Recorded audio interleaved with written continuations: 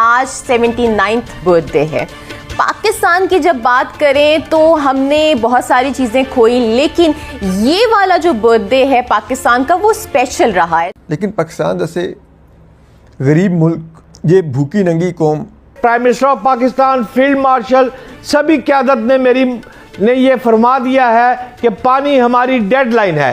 तो इस वक्त जो भारत है वो मसलसल मेरे पानी को रोक रहा है, कभी सैलाब ले आता है और कभी बंद तोड़ देता है, कभी पानी छुपा लेता है। ये तो मेरी डेडलाइन है। तुम हमारा पानी बंद करोगे, हम तुम्हारी सांस बंद कर देंगे।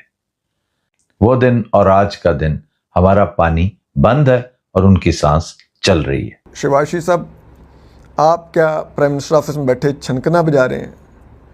ये भूखी नंगी कौम कि एक भी पानी की बूंद रुकी तो हम आपको छोड़ेंगे नहीं, और बराह रास्त जवाब होगा। बराह रास्त जवाब का मतलब यह है कि फिर पाकिस्तान हमला कर देगा।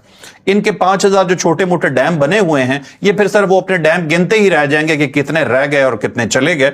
एक तो जिन ममालिक के पास फौज नहीं होती उनका बुरा हाल ही हमने देखा है, लेकिन अल्हम्दुलिल्लाह मेरी पाक फौज इतनी है कि मैं उस पर प्राउड फील करता हूं। यानी खामखा किसी की सांस बंद करने गए थे, अपनी हर चीज बंद करवा के बैठ गए। ये भी सर मंडाते ही औले पड़ने की एक और मिसाल है। मुझे बताइए, क्या ये जिन्ना का पाकिस्तान है आज? अगले कुछ अरसे में यह चीज क्लियर हो जाएगी कि या तो नरेंद्र मोदी बचेगा, ठीक है, या फिर तकरीब हुई यहाँ पर इस्लामाबाद में, इधर एक मार्का है, मोनूमेंट बनाया गया है, एक यादगार बनाई गई है इस्लामाबाद में 0 पॉइंट के करीब, और उसमें सदर आसिफ जरदारी साहब मेहमान ख़ुसूसी थे, वज़ीर-ए-आज़म शहबाज शरीफ साहब थे, तमाम की तमाम काबीना थी।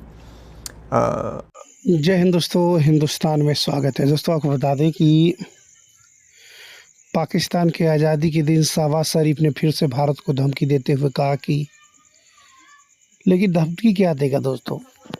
धमकी ये देता है लेकिन करता कुछ नहीं है दोस्तों। भारत ने 15 महीने से इन लोगों का पानी रोक के रखा हुआ है, लेकिन इसने पहले धमकी दिए थे लोग कि जो हमारा पानी देगा हम उसकी सांसें रोक देंगे। पानी तो भारत ने खोला नहीं, भारत की सांसें अभी भी चल रही है। तो ये केवल धमकी देते हैं, करते कुछ नहीं है दोस्तों। आप लोगों को सीधा मालूम होगा, ठीक है। इनकी बहुत ही पुरानी आदत है धमकी। भारत को क्या देंगे, इनको तो KPK से, BLA से धमकी मिल रही है कि इनकी पाकिस्तानी आर्मी को, पाकिस्तानी आसिम मुनीर को धमकी मिल रही है कि अगर तुमने हमारा हक नहीं दिया ना तो तुम्हारी पंजाबी आर्मी को पतलूने उतार कर चौराहे पर टांगेंगे। Army chief field marshal Asim Munir साहब थे, एयर चीफ थे, और नेवल चीफ थे, जो नए 4 स्टार जनरल बने हैं वो थे, DGI सब लाइक की सिविल और फौजी हुक्मरान वहाँ पर मौजूद थे। मैं ये तकरीब देख रहा था।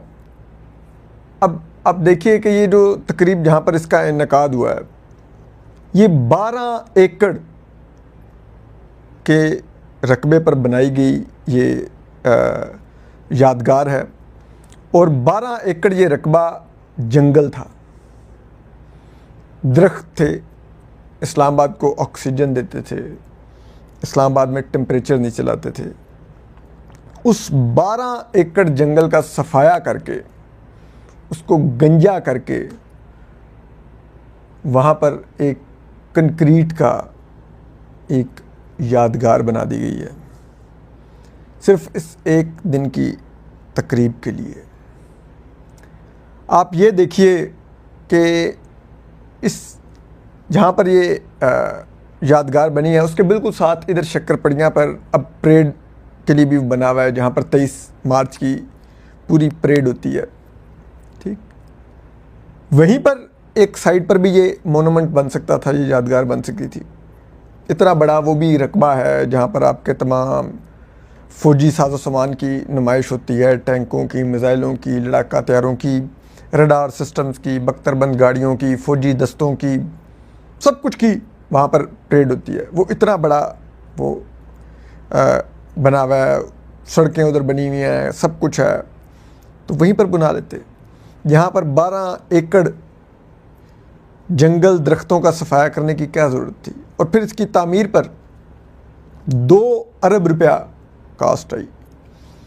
अब कहने को आप कहेंगे पाकिस्तान तो जी 2 अरब क्या होता है, लेकिन पाकिस्तान जैसे गरीब मुल्क जहाँ पर 8 से 10 करोड़ लोग ख़त गुर्बत से नीचे रह रहे हैं, जहाँ पर आज ये भूखी नंगी कौम इसकी जेबों से 1500 अरब रुपया पेट्रोलियम लेवी की मद में निकाल लिया जाता है, जहाँ पर 2.5 करोड़ बच्चे स्कूल से बाहर हैं, जहाँ पर आज खैबर पख्तूनख्वा और बलूचिस्तान दहशतगर्द दरिंदों के हमलों की जद में है और आग में जल रहा है, जहाँ पर आज़ाद कश्मीर में एक गैर यकीनी की सूरत हाल है, एक तनाव है, जहाँ पर हज़ारों बलूचिस्तान, सिंध, जनूबी पंजाब, खैबर पख्तूनख्वा की जगहों पर स्कूलों कॉलेजों की दीवारें तक नहीं है, वाशरूम्स तक नहीं है। वहाँ पर हमें 2 अरब एक यादगार पर लगाने थे। अब कहा जाएगा कि हमने मार का एक बड़ी एक कामयाबी हासिल की, भारत के ख़िलाफ़ बिल्कुल की, हमने भारत की बिल्कुल दुरुस्त ठुकाई की, लेकिन वो हम मई में मना लेते हैं ना। मार का हक की सालगिरह हमने अभी मनाई थी, 23 मार्च को भी हम एक परेड करते हैं, 6 सितंबर से लेके 8 सितंबर तक हम अलहदा भारत के ख़िलाफ़ 65 की जंग की उसमें याद में हम तकरीबात करते हैं। ठीक, अब 14 अगस्त भी क्या हमने यही करना है?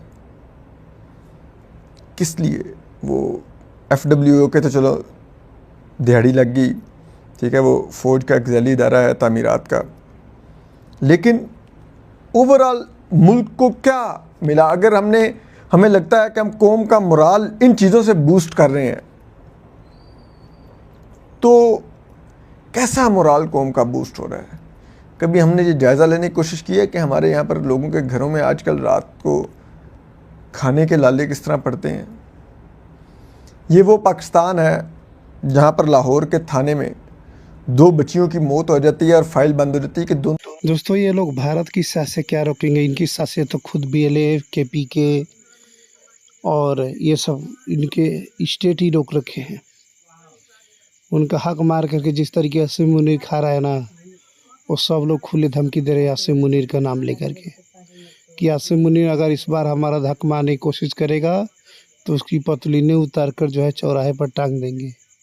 इस तरह की धमकी जो है पाकिस्तानी KPK से और BLA से आ रही है। दोस्तों ये बात इनको मालूम है कि ये भारत को हर बार धमकी दे करके कुछ करते क्यों नहीं? भारत हमेशा इंतज़ार करता रहता है कि ये धमकी देते हैं, करते क्यों नहीं? कुछ करो तभी तो कुछ पाओगे।